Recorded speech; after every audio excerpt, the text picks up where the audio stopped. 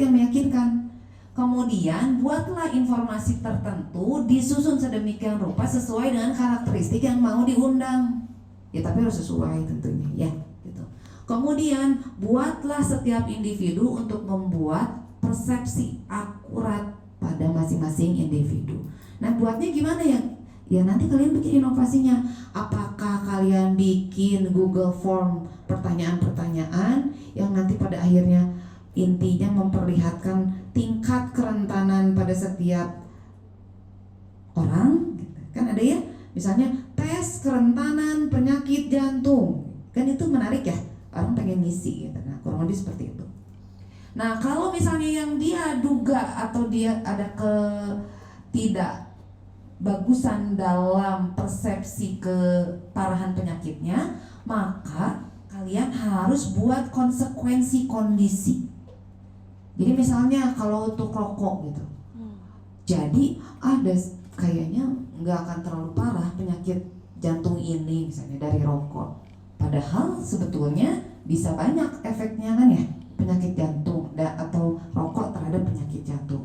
Oleh karena itu kalian harus buat efeknya apa saja gitu, konsekuensi rokok terhadap penyakit jantung tuh apa, atau bahkan konsekuensi penyakit jantung tuh keparahannya bisa sampai apa, bisa sampai meninggal, bisa sampai kanker misalnya dari jantung sampai kanker. Nah itu kalau ada penelitiannya ya. Nanti pokoknya kalian cari hal-hal yang bisa meyakinkan bahwa tingkat keparahannya sudah sedemikian pentingnya, atau ya disesuaikan dengan kondisi penduduk atau orang-orang di sana ya. Misalnya di sananya banyak lansia, harusnya pada ikut nih, tapi mereka tuh nggak yakin bahwa ini tuh sebetulnya mereka tuh penyakitnya nggak parah, apalagi yang beresiko tinggi gitu. Jadi harus diyakinkan ya. Kemudian kalau ketidaktepatannya di benefit ya jelaskan dengan menarik apa saja sih benefit yang bisa dilakukan atau terdapat apa kalau sudah datang dalam promosi kesehatan gitu ya. Begitu pula kalau bariernya apa? Oh keuangan, ya kalian carikan beberapa ya opsinya apa, misalnya asuransi gitu ya, atau insentif, atau kalau ada informasi yang salah ya dibetulkan. Kemudian kalau tentang motivasi ya, jadi motivasinya dia nggak ada, ya mungkin kalian bisa buat reminder ya, remindernya pakai poster atau bisa pakai diingatkan lewat atasan di tempat kerjanya kalau misalnya ini promosinya di tempat kerjanya, atau pakai masjid, itu kan ada pengumuman masjid. Nah, kurang lebih itu ya, mungkin ada jadi reminder sistemnya, atau diingatkan lewat WA oleh kadernya atau keluarga dan sebagainya, atau Google Calendar dan sebagainya ya.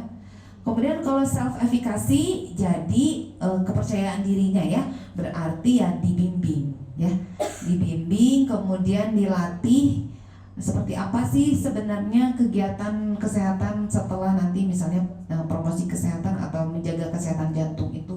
Jadi nanti kalian lihat setiap tahapnya itu nanti berbeda-beda ya, jadi dinilai sendiri. Nah ini health belief model. Nah ini berkembang pesat ya. Jadi ini yang cukup banyak dipegang banyak orang sampai saat ini. Nah yang kedua adalah Theory of Recent Action atau TRA ya. Jadi konsepnya ini, mereka ini yang mempelajari atau mengeluarkan teori ini percaya bahwa setiap tindakan itu tergantung niat katanya. Ada apa? Ada hadisnya itu teh apa? Ada yang tahu?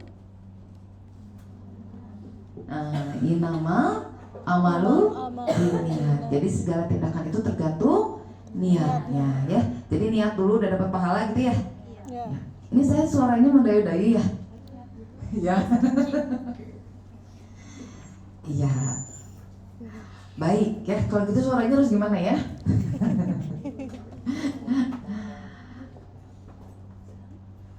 Harus gimana suaranya? Ya adik-adik yang lagi istirahat boleh tolong cuci muka dulu ya. Yang kurang tidur gitu atau butuh istirahat, cuci muka dulu ya, boleh? Cuci muka dulu. Ayo, ada yang mau cuci muka dulu? Supaya seger ya. Sok silakan cuci muka dulu. Tuh.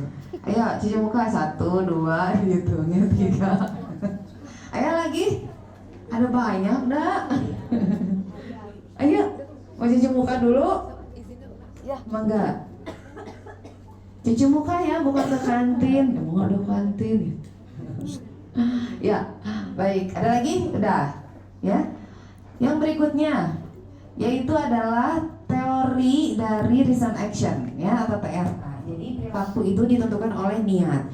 Jadi yang difikirkan dalam konsep ini adalah sikap terhadap perilaku dan norma subjektif. Nanti kita lihat tabelnya ya. Jadi implikasinya apa? Ubah sikap atau norma sosial untuk mengubah perilaku. Jadi kita ganti atau kita intervensi norma sosialnya ya. Karena ternyata si niat itu dipengaruhi juga oleh norma sosial gitu. Ya. Nah, contohnya penggunaan kampanye penggunaan helm ya. Jadi kampanye penggunaan helm itu gimana? Jadi kalau tidak ada niat penggunaan helm, dipakai nggak helmnya? Enggak ya. Mau dia ke jalan besar atau jalan kecil, kalau dia tidak niat menggunakan helm ya nggak akan dipakai ya. Coba kita lihat berikutnya. Kecil ya, maaf ya. Theory of planned behavior. Jadi sebenarnya ini adalah tambahan dari theory of reason behavior tadi ya. Jadi planned behavior ini menganut bahwa seseorang cenderung untuk melakukan suatu perilaku bila dipandang secara positif oleh individu tersebut. Dan juga ketika individu tersebut percaya bahwa orang lain juga menyetujui kinerja tersebut. Jadi dia yang harus percaya terlebih dahulu, dan orang lain yang dia anggap atau dia setujui atau yang dia hargai atau yang dia anggap itu berpotensi sebagai orang yang tokoh gitu atau yang dia dengar setuju terhadap tindakan tersebut, maka dia akan melakukannya. Nah, itu theory of planned behavior ya. Jadi faktornya adalah sikap dia dan norma subjektif terhadap orang lain, persetujuan orang lain. Jadi ini mah yang butuh validasi orang gitu ya. Kurang lebih seperti itu ya teorinya katanya. Tapi ingat tadi kan tidak ada yang benar, tidak ada yang salah ya. Jadi kita coba aplikasikan itu untuk hal-hal yang berbeda. Kadang memang ada hal yang bisa dipakai untuk suatu kondisi tapi juga tidak cocok untuk kondisi lainnya ya. Nah, aplikasinya adalah pengendalian diet biasanya, olahraga, dan berhenti merokok. Jadi nanti yang diubah tidak hanya sikap dianya, tapi juga lingkungannya, gitu ya. Jadi bagaimana seseorang akan berubah ternyata harus juga mempengaruhi lingkungannya, ya. Oke, selanjutnya. Nah, ini kurang lebih. Jadi untuk teori reason action atau teori planned behavior, perkembangan selanjutnya menjadi teori of planned behavior ya. Itu adalah attitude atau sikap ya, itu dipengaruhi oleh behavior, keyakinan behaviornya ya, evaluasi dari behaviornya.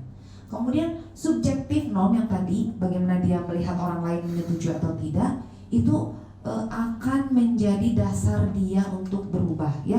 Itu akan menjadi motivasi dia. Norma-norma di lingkungannya akan menjadi motivasi dia dan akhirnya menjadi subjektif norm yang dia anggap ya. Subjektif kan berarti belum tentu objektif, belum tentu betul sebetulnya ya. Nah, kemudian ada juga perceived behavioral control. Jadi di theory of planned behavior ini tidak hanya attitude dia, anggapan dia terhadap sesuatu tentang perilaku kesehatan atau konsep kesehatan tertentu, dan juga subjektif norm dari motivasi dari lingkungan sekitarnya atau apa yang orang lain setujui, dia juga harus ditambahkan dengan persepsi dia terhadap bagaimana nanti saya bisa mengontrol hal tersebut atau tidak. Jadi mirip-mirip self-efficacy ya, keyakinan, tapi ini lebih ke saya nanti bisa mengontrol kegiatan saya selanjutnya nggak? Nah, itulah yang nanti akan menjadi behavioral intention atau niatnya. Jadi itu kayak akumulasi. Nih, si teori ini berpikiran seperti itu gitu. Jadi akumulasi dari sikap dia, sikap orang lain, sama pandangan dia bahwa dia bisa mengontrol itu atau tidak. nanti baru jadi niat. Ini baru jadi niat katanya gitu ya. Nah teori-teori ini ada yang sudah diteliti gitu ya, dan nanti kita bisa lihat yang mana yang paling cocok di kondisi tertentu tersebut. Baru nanti setelah ada niat baru jadi perilaku gitu ya. Nah ini juga bisa dilihat dipengaruhi apa saja ya, tadi bisa dipengaruhi oleh demografi ya. Daerah mana? Demografik itu bukan daerah dia, demografik maaf itu geografi. Oh, demografi itu apa sih? Usia, apa lagi? Gender. Ya, gender atau jenis kelamin. Apa lagi? Status sosial, perekonomian, status status penduduk miskin atau bukan ya, pendapatan ekonomi. Nah, itu demografi ya. Kemudian attitude toward target. Jadi kalau ada targetnya enggak. Terus personality trait, jadi apa tadi, kepribadian kan ada juga ya yang diturunkan, atau berbagai perbedaan variabel individu lainnya ya, itu akan mempengaruhi niatnya tadi ya, yang pada akhirnya mempengaruhi behavior performance. Nah ini kalau kita lihat dia sebelah mana tuh terganggunya atau bukan terganggu, dia sebelah mana yang menghambatnya gitu ya, kalian bisa tentukan pendekatannya mau seperti apa. Jadi di buku-buku sebenarnya banyak. Nah ini salah satu contohnya ya. Jadi misalnya kalau misalnya dia itu sikap terhadap suatu kegiatan kesehatannya masih belum pas menurut dia gitu ya, persepsinya, maka nanti kita bisa tanya nih pendekatannya, dia masuk yang mana gitu tahapnya. Apakah kamu suka atau tidak suka untuk melakukan tindakan tersebut? Apakah kamu suka atau tidak suka melakukan tindakan tersebut? Nah berarti dia kalau jawab tidak suka, berarti dia masuknya di behavioral intention, terganggunya gitu ya, maksudnya masalahnya itu di sana. Kenapa dia nggak bisa datang? Terus kalau misalnya kira-kira kita ingin menjaring nih yang attitude-nya yang personal evaluation terhadap perilaku kesehatannya seperti apa, misalnya gini, apakah bisa dilakukan dengan pendekatan pertanyaan, apakah kamu melihat perilaku kesehatan tersebut bagus, baik-baik saja atau sedang atau jelek gitu. Nah itu berarti masukkan ke dalam kelompok attitude.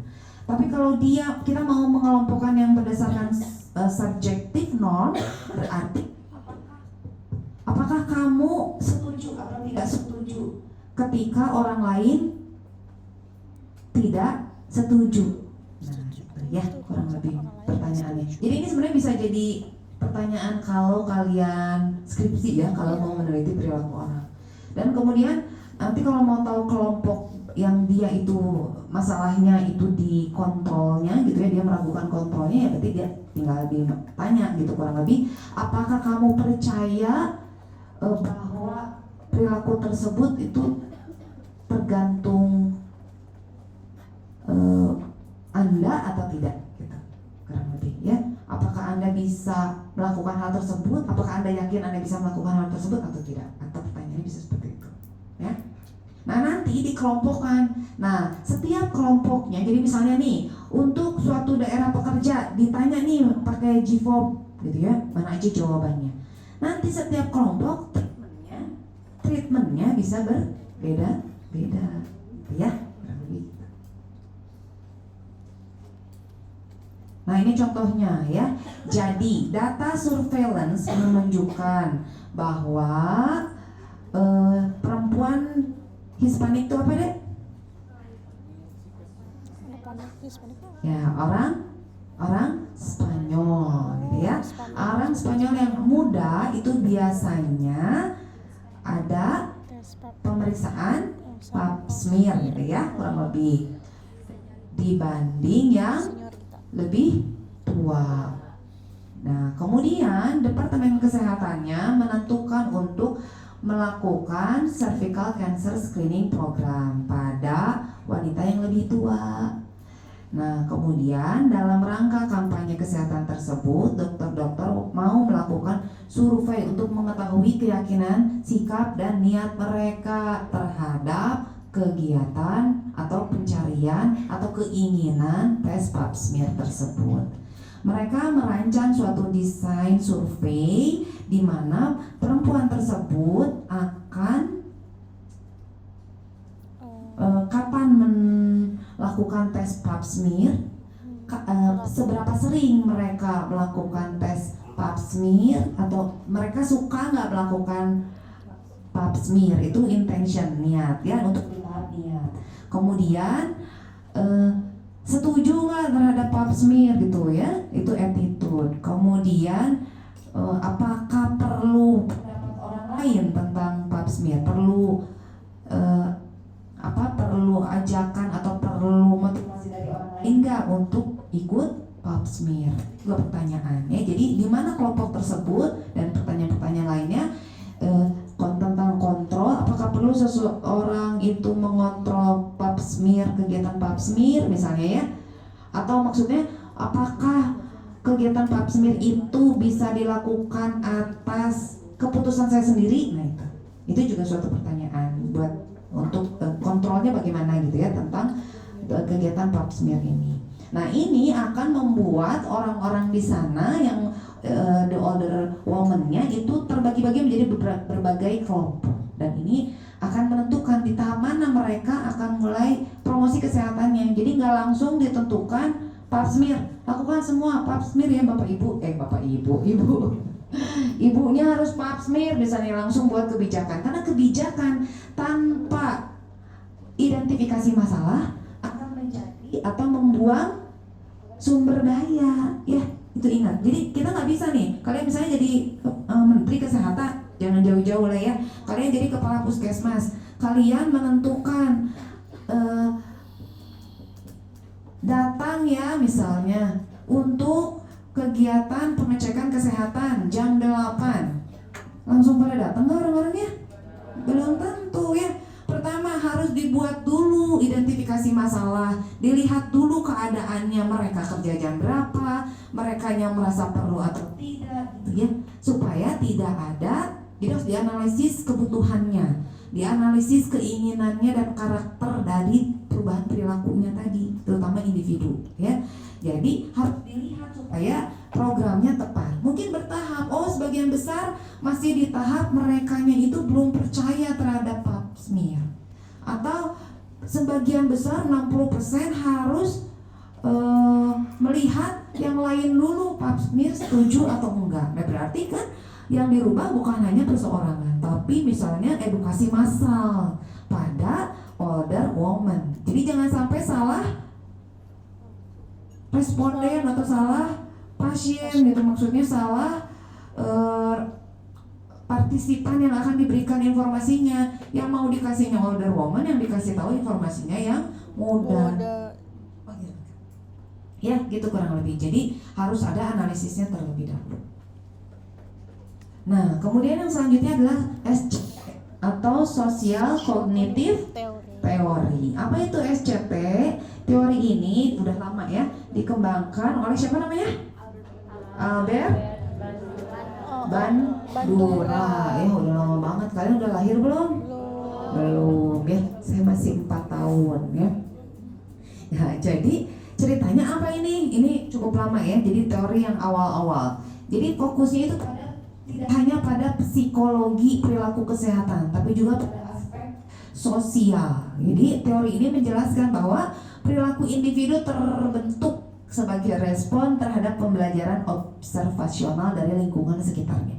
Jadi melihat bahwa orang itu perilakunya akan terbentuk ketika dia melihat yang lainnya, gitu ya, kurang lebih begitu. Nah, apa aja yang harus diperhatikan? Jadi elemen dari social cognitive theory itu yang pertama adalah dia mengedepankan pengetahuan tentang risiko dan manfaat kesehatan. Maksudnya gimana? Jadi kalau dia sudah tahu risiko dan manfaat kesehatan, maka dia akan melakukan tindakan kesehatan tersebut. Jadi misalnya orang yang merokok selama bertahun-tahun tanpa motivasi untuk berhenti, dan kemudian dia tahu bahwa rokok itu membahayakan kesehatannya, maka dia akan berhenti. Gitu. Ya, jadi dia harus tahu informasi tersebut. Yang kedua, efikasi diri. Tadi efikasi diri ya, persepsi individu mengenai kemampuannya untuk melaksanakan tindakan yang diperlukan untuk mencapai tujuan. Jadi saya sanggup nggak ya untuk mencapai tujuan tersebut? Misalnya orang yang dengan obesitas mengetahui risiko penyakitnya, memiliki prasyarat untuk mengubah perilaku. Kan dia berarti risiko apa tuh kalau obesitas? Bisa sindrom metabolik gitu ya, bisa diabetes mellitus dan lain-lainnya. Dia tahu dan ada prasyarat untuk mengubah perilakunya, harus ada gitu, kewajiban untuk mengubah perilakunya. Tetapi jika seseorang meyakini bahwa ia mengalami obesitas sepanjang hidupnya, jadi maksudnya pesimis gitu ya, nggak akan berubah ini gitu misalnya ya, dan saya tidak sanggup untuk merubah perilaku saya, maka dia tidak akan melakukan hal-hal untuk mengubah obesitasnya gitu ya. Jadi kekuatan meyakini untuk melakukan hal yang positif, misalnya olahraga buat yang obesitas, dan berhenti melakukan hal yang negatif, misalnya tidak merokok, negatifnya, maka itu penting dalam perubahan perilaku menurut sosial kognitif teori, gitu ya. Jadi itu efikasi diri itu maksudnya itu. Kemudian outcome atau hasil yang diharapkan. Jadi SCT ini mengacu pada konsekuensi sebagai hasil yang diharapkan baik secara fisik ataupun material dan sosial sebagai hasil dari perubahan perilaku. Jadi misalnya gini, hasil secara fisik dan material contohnya adalah seorang wanita yang ingin berhenti merokok sehingga batuk yang dialaminya berkurang dan kesehatannya lebih baik. Jadi dia harus punya target itu, hasilnya harus ada gitu. Dia pengen tidak batuk gitu ya. Nah, selain itu dia mengharapkan lebih banyak uang di dompetnya sebagai akibat dari tidak lagi membeli rokok. Jadi secara sosial, ya itu secara materi ya. Jadi dia dapat uang gitu dari tidak merokok.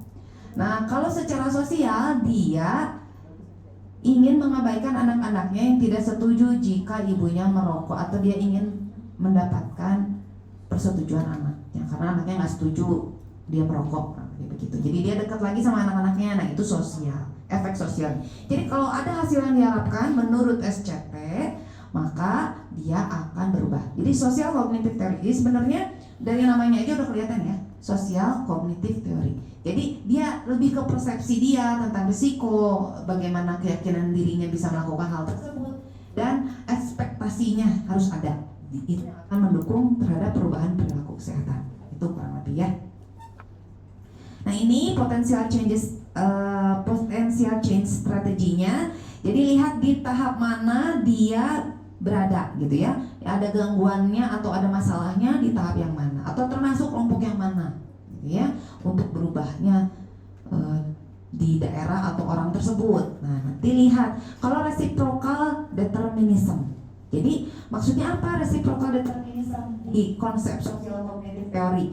Jadi harus ada interaksi antar orang, perilaku, dan lingkungan. Jadi apa yang bisa kita lakukan strateginya? Jadi perkirakan berbagai cara untuk mempromosikan perubahan perilaku, termasuk membuat perubahan pada lingkungan ya, dan mempengaruhi perilaku seseorang. Tapi berarti berubahnya lingkungannya gitu ya.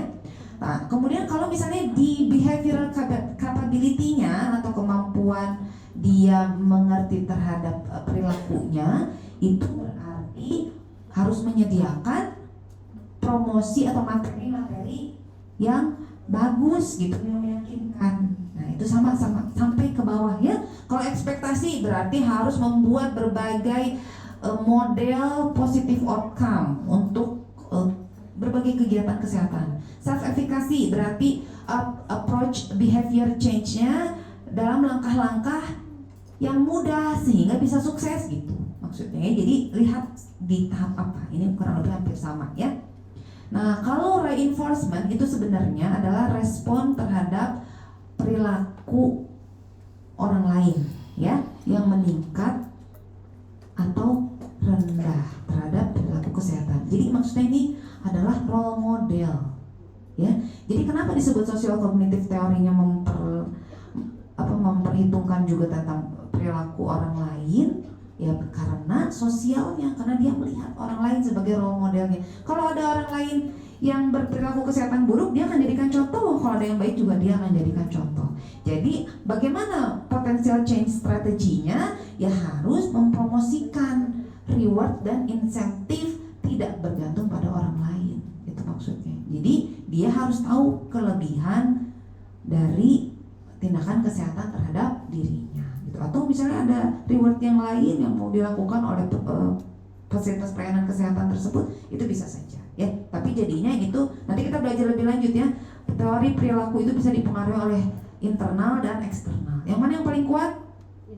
Internal. Jadi seberapa kuatnya eksternal, misalnya ngasih misalnya hadiah gitu ya, dikasih nilai gitu. Tapi kalau dari internalnya dia tidak stabil, ya itu akan nggak jadi motivasi terbesar. Dia nggak akan stabil lama gitu, menjadi penyebab perubahan perilakunya. Jadi ada kemungkinan dia bisa mundur lagi ke tahap-tahap yang lainnya gitu ya. Ya ini kurang lebih hampir sama ya. Jadi dipengaruhinya tadi demografik, sikap terhadap targetnya, kemudian personality trait ya, dan variabel individu lain.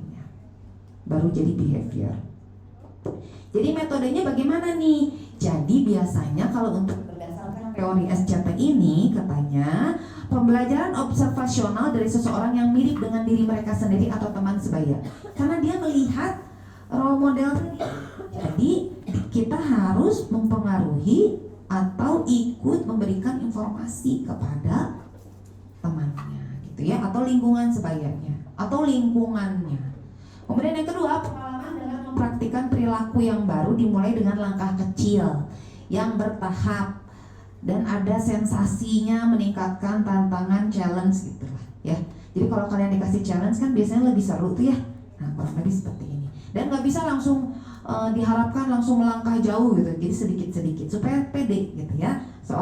Seseorang juga akan lebih yakin ketika dia mampu mengerjakan sesuatu. Ketika terlalu jauh targetnya, dia jauh kan mendapatkan hasil tersebut, dia lama gitu nanti merasa percaya dirinya. Tapi kalau ketika dia diyakinkan tahap demi tahap, pasti akan lebih mudah ya mencapai tahap tersebut. Dan itu ada salah satu cara untuk meningkatkan kepercayaan diri, untuk melakukan tindakan kesehatan secara bertahap ya. Kemudian yang ketiga, memperbaiki keadaan fisik dan emosional, karena kan tadi dipengaruhi oleh persepsi juga ya, dan mengisi hidup dengan hal yang positif. Tentu saja fisik, emosional itu adalah keadaan sehat, berarti sehat fisik, apa yang disebut sehat itu apa aja? Fisik, jiwa, sosial dan spiritual. Jangan lupa ya kalian tuh dokter. Itu adalah definisi sehat berdasarkan WHO. Jangan lupa tuh. Jadi ada spiritualnya, ada sosial. Jadi memang kalian harus bersosialisasi gitu secukupnya ya. Kemudian tidur untuk fisik secukupnya. Apa lagi? Jiwa ya, kejiwaan ya. Kalian harus bisa selesai dengan diri masing-masing. Kali itu selesai dengan diri masing-masing ya. Jadi ketika kalian misalnya lelah nih ya, kalian capek gitu ya, entah pernah nggak kalian diem aja tapi capek? Pernah. Sekarang mungkin ya. Iya. Ya, diem aja tapi capek. Nah berarti mungkin ada energi-energi yang tidak perlu, mungkin gitu. Tapi kalau memang terasa kegiatan tersebut itu adalah, atau energi-energi tersebut berasal dari kegiatan yang perlu, ya tetap laksanakan. Berarti solusinya adalah istirahat. Tapi ada energi-energi lain yang tidak perlu. Misalnya apa? Yang bikin capek? Main game. Apalagi? Kan diem, nggak ngapa-ngapain. Kan kalau sekarang kan memperhatikan gitu, belajar. Kalau yang diem nggak ngapa-ngapain tapi capek, mikir kan? Overthinking. Mikir apa? Overthinking. Skripsi. Ya dok. Ya boleh. Tapi segala sesuatu itu kalau difikirkan saja selesai nggak? Nggak. Mulai. Segala sesuatu yang excellent itu adalah yang mulai. Jadi mulai aja, nggak bisa jadi excellent kalau belum dimulai-mulai, ya nggak? Iya. Ya. Dan ada hal-hal lain yang bisa bikin energinya tidak perlu, ya misalnya memikirkan hal yang tidak perlu, misalnya kesel, gitu-gitu ya. Apa terlalu memperhatikan orang lain, membandingkan, apa lagi? Apa marah, itu tuh energi-energi yang nggak perlu, gitu ya. Ngapain disimpan? Boleh, tapi jangan lama-lama, karena itu exhausted banget. Melelahkan banget. Marah itu capek nggak sih? Capek banget. Capek. Kesel itu capek nggak? Capek. Tapi jangan lama-lama ya. Wajar, udah nggak bisa dihindari ya. Tapi jangan lama-lama. Jadi kuncinya adalah, kok jadi kayak Mama Dede ya. Jadi kuncinya adalah menerima. Ya. Kalau hidup ini memang tidak akan sempurna gitu. Kalau ada kejadian yang tidak diinginkan, ya mungkin itu yang terbaik. Yang dinilai adalah respon. Ya, respon kita tentang apa yang terjadi pada kita, itu sudah ditakdirkan Allah Subhanahu wa taala gitu ya. Ya, Mama Dede versi saya ya, kurang lebih.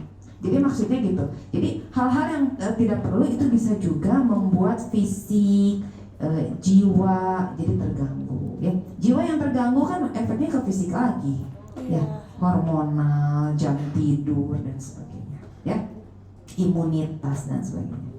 Jadi istilah dan kerjakan dengan hal yang positif.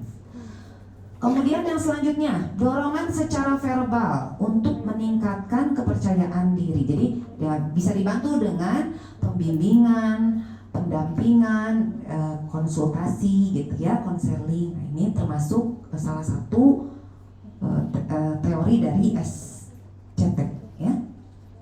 Nah, kemudian trans theoretical model atau TTM.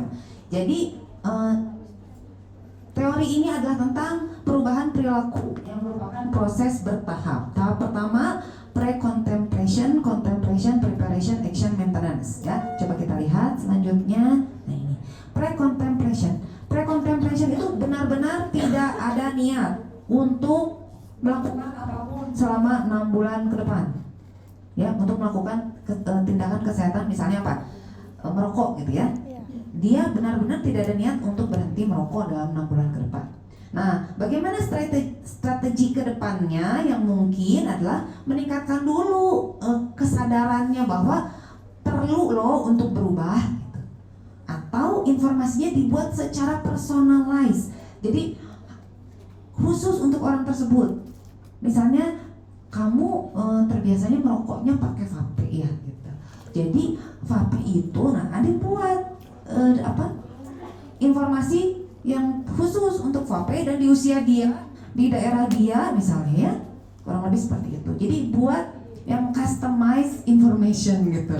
Jadi informasi yang sesuai orang tersebut supaya sadar ya bahwa yang dia lakukan itu tidak sehat misalnya. Nah, kemudian ada juga yang di tahap contemplation. Jadi intense to take action. Baru niat nih, niat mau ngambil atau mau berhenti merokok dalam 6 bulan ke depan. Nah, apa yang bisa kita lakukan kalau seseorang sudah di tahap niat? Maka terus motivasi, bimbing terus, ingatkan lagi, encourage making specific plan. Jadi buat teori, buat rencana ya yang spesifik. Jadi kalau sudah ada niat untuk berhenti merokok, buat rencananya. Jadi sebulan ke depan merokoknya dikurangi misalnya gitu ya, atau ganti dengan kegiatan lain, olahraga gitu ya. Nah, kemudian kalau sudah di tahap preparation, berarti niat untuk mengambil tindakan tersebut dalam waktu 30 hari ke depan. Berarti lebih dekat nih, dan sudah menyiapkan rencana mau melakukan apa saja, misalnya untuk berhenti merokoknya. Nah, apa yang bisa kita lakukan adalah kita mendampingi dengan membuat rencana yang lebih pasti gitu, yang lebih konkret. Jadi buat juga target-targetnya. Target dalam seminggu, target 2 minggu gitu. Jadi lebih sedikit lagi, lebih spesifik lagi. Lebih spesifik.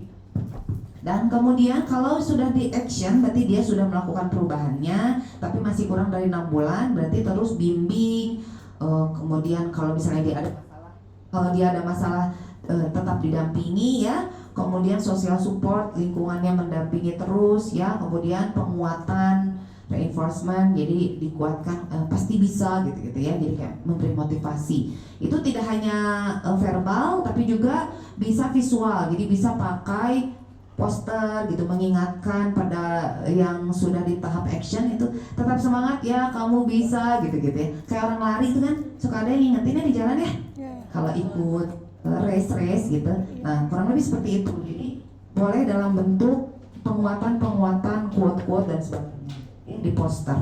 Kemudian maintenance sudah berubah, lebih dari 6 bulan, jadi diingatkan kembali apa yang bisa kita lakukan itu diingatkan kembali, cari alternatif, dan jangan sampai dia kembali lagi ke tahap sebelumnya gitu ya.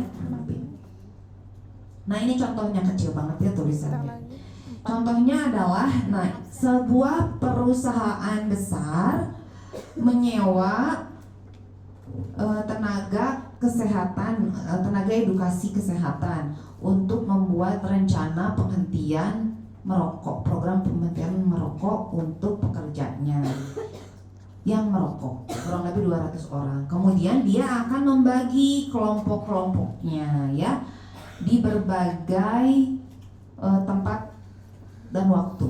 Nah 7 bulan kemudian hanya 50 orang yang mendaftar untuk program pemberhentian merokok gitu. Jadi 150-nya tuh kemana, kok nggak daftar.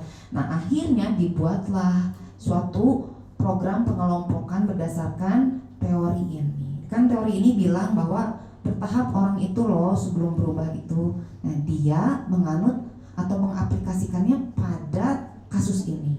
Jadi mungkin orang-orangnya berbeda tahapnya, jadi kita nggak bisa langsung menerapkan hal yang sama pada setiap tahapnya. Jadi dibuatlah G-form dan dibuat pertanyaan-pertanyaan yang mengarah ke pre-kontemplasi, kontemplasi, preparation, action, maintenance gitu. Jadi misalnya apakah kamu berniat untuk berhenti merokok, berarti pre-contemplation. Apakah kamu sudah berpikir untuk segera berhenti merokok, itu berarti orang yang jawabnya ya, berarti masuknya contemplation gitu. Kemudian apakah kamu siap dan apakah kamu punya rencana untuk berhenti merokok, berarti preparation. Apakah kamu sedang di dalam proses berhenti merokok, action. Apakah kamu sedang bertahan untuk tetap bebas merokok, itu maintenance. Kurang lebih itu. Barulah dibuat program-programnya gitu ya, sesuai dengan hasilnya. Nah kemudian ini adalah Precaution Adoption Process Model atau PAPM. Jadi ini proses atau teori ini menjelaskan tentang bagaimana individu bergerak dari ketidaktahuan resiko menuju adopsi tindakan pencegahan. Jadi dia lebih mengedepankan, ada yang nggak tahu nih gitu. Bukan hanya tahap siap, tapi ada tidak tahu informasinya gitu. Jadi karena itu saya pernah bilang bahwa teori ini tidak ada yang salah, hanya diaplikasikannya di mana gitu ya. Nah jadi yang pertama dia tidak menyadari, tidak aware. Kemudian dia menyadari, memutuskan, bertindak, dan kemudian dia akan memelihara atau maintenance-nya ya, maintain-nya. Nah ini kurang lebih, jadi behavioral model itu yang baru ya, ini yang baru, teori baru.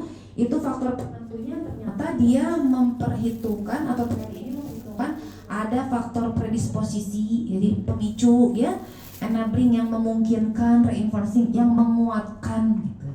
Nah jadi dia mempelajari faktor-faktor yang mempengaruhi terjadinya perubahan perilaku ya. Jadi nanti kalian pelajari ini lebih jelas, lebih detail ya. Cukup kalau untuk saat ini kalian belajarnya jenis-jenisnya saja ya secara garis besar. Tapi sebenarnya faktor-faktor ini yang enabling, reinforcing, sama predisposisi itu tergantung daerah dan jenis penyakitnya. Ya, ini yang behavioral model. Nah ini kalau dibandingkan kurang lebih ya. Jadi kalau HBM tadi health belief model itu keyakinan individu, intervensinya biasanya edukasi media, contohnya screening kanker. Nah ini kurang lebih hampir sama ya, sama yang tadi. Nanti kalian bisa lihat itu. Jadi kesimpulannya adalah teori perubahan perilaku itu menyediakan kerangka konseptual dan praktis untuk promosi kesehatan. Jadi nanti kalian tentukan yang mana yang paling sesuai dengan kasus atau daerah atau bahkan populasi daerah individunya, gitu ya. Jadi walaupun masyarakat yang kita lihat, tapi kalau melihat teori individu ini, perilaku individu ini, maka kalian akan melihat dan mengelompokkan orang-orangnya, gitu ya. Kemudian efektivitasnya bergantung pada konteks sosial dan kesiapan individu. Jadi nanti kalau individunya belum siap, ya nggak akan bisa dilakukan ya. Jadi kalian harus analisis dulu yang mana yang paling cocok. Kemudian boleh nggak diintegrasi beberapa model? Boleh ya. Jadi kayak tadi ada yang tentang kesiapan dan ketidaktahuan. Nah itu juga boleh digabungkan. Pertanyaannya juga boleh digabungkan sehingga dapat menghasilkan intervensi yang lebih komprehensif dan ini bisa dijadikan penelitian. Ya, yang ini daftar pustakanya. Jadi kalian bisa lihat, baca lebih lanjut kalau kalian tertarik pada teori perubahan perilaku, psikologi, kesehatan, sosial, determinan dan sebagainya. Ya, sampai sini ada yang mau ditanyakan?